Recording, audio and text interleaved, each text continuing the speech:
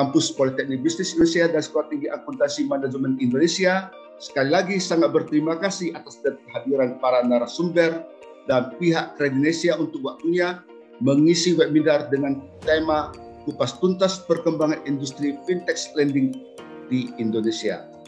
Ketika kita berwirausaha sesuai dengan instruksi Mas Menteri, modalnya dari mana? Ini kan pertanyaan. Itu yang pertama, pertanyaan pertama. Yang kedua, kalau seandainya saya punya dana nih, tetapi saya pengen mendapatkan uang dari dana ini, bagaimana caranya? Inilah saatnya nanti kita dari segi era digitalnya saya sudah bahas, tetapi pada aspek finansialnya mungkin nanti pembicara lain bisa menjelaskan lebih detail. Sebenarnya investasi itu apa? Dan tiap-tiap orang pasti punya definisi dari investasi ya. Kalau saya sendiri investasi itu yang bisa saya golongkan sebagai investasi, dan ini bukan investasi, itu ada 4 jenis. Yang pertama adalah kita menanamkan uang atau modal kita, kemudian uang yang ditanamkan tadi menghasilkan cash flow ya, dan juga tidak secara cepat kita bisa dapat uang, tapi kita harus nunggu ya di masa yang akan datang, dan juga dapat dikelola secara pasif. Dan ketika keempat kriteria ini terpenuhi, bagi saya ini adalah investasi ya, sehingga beda investasi dengan trading. Kalau trading itu tidak dikelola secara pasif tapi dikelola secara aktif. Beda juga investasi yang sungguhan dan investasi bodong, karena biasanya kalau investasi bodong biasanya menjanjikan keuntungan dalam waktu yang sesingkat-singkatnya. Nah, ini yang harus pertama kali kita pahami terlebih dahulu, investasi itu seperti apa.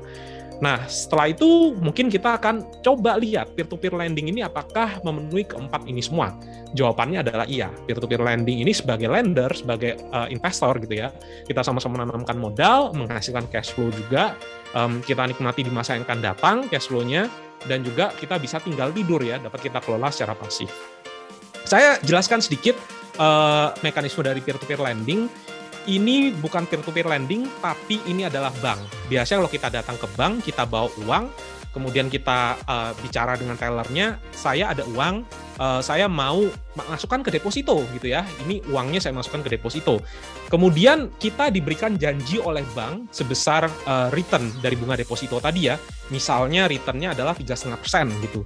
Nah, si bank tadi itu yang nanti akan memutarkan uangnya kita, dipinjamkan untuk KPR, dipinjamkan untuk kredit mobil, kemudian untuk kartu kredit, kredit usaha, dan sebagainya. Ya, bank itu nanti akan mendapatkan selisih dari keuntungan dari apa yang dipinjamkan dan juga apa yang dibayarkan ke kita nasabahnya. Nah, apa sih bedanya dengan peer-to-peer lending? Nah, kalau peer-to-peer lending itu berusaha untuk menemukan antara lender atau investor saya ya, dari sudut pandang saya ya, dan juga orang yang memerlukan uang untuk usaha ya. Baik misalnya dia mau buka warung, kemudian dia punya UMKM ataupun perusahaan yang perlu pendanaan gitu ya, yang perlu uang untuk diputarkan untuk modal dan sebagainya, ataupun juga teman-teman yang juga belanja secara online yang memang ini untuk kebutuhan tapi tidak bisa dalam artian membeli secara langsung, melainkan harus mencicil. Ya, itu kita namakan sebagai borrower. Nah, tadi sempat diputarkan beberapa video yang bagus ya, di mana ada yang kena misalnya pinjol ilegal gitu ya, memberikan bunga yang sampai mencekik. Itu teman-teman dari sisi borrower. Di sini saya akan menyampaikan dari sisi lender ataupun investor. Ya, kita ada 3 elemen di sini ya. Jadi saya sebagai lender di sini, ya saya punya uang, saya ingin agar uang saya itu bisa bertumbuh, berkembang, compounding, ya itu ya tidak salah ya, karena memang kita menghadapi inflasi dan ada juga banyak kebutuhan yang harus kita penuhi. Di sisi lain ada juga orang yang perlu uang, ya kita namakan sebagai borrower di sini. Ya di sini ada mungkin orang teman-teman mahasiswa gitu ya yang misalnya belanja marketplace, atau mungkin teman-teman ataupun saya gitu ya yang belanja marketplace pakai pay later dan sebagainya. Ada juga warung yang butuh uang untuk meningkatkan usahanya, dan juga ada korporat. Nah, ini adalah borrower. Dan yang terakhir ada platform, ya platformnya itu secara online, ya secara digital kita bisa akses. Saya sendiri pribadi 4 tahun tidak pernah datang ke kantornya untuk melakukan investasi. Ini namanya adalah peer-to-peer lending marketplace. Dan ada banyak di sini ya. Ini sebagian kecil saja dari nama peer-to-peer lending yang legal yang ada oleh OJK ya. Total setahu saya, seingat saya ada 104 yang terakhir ya.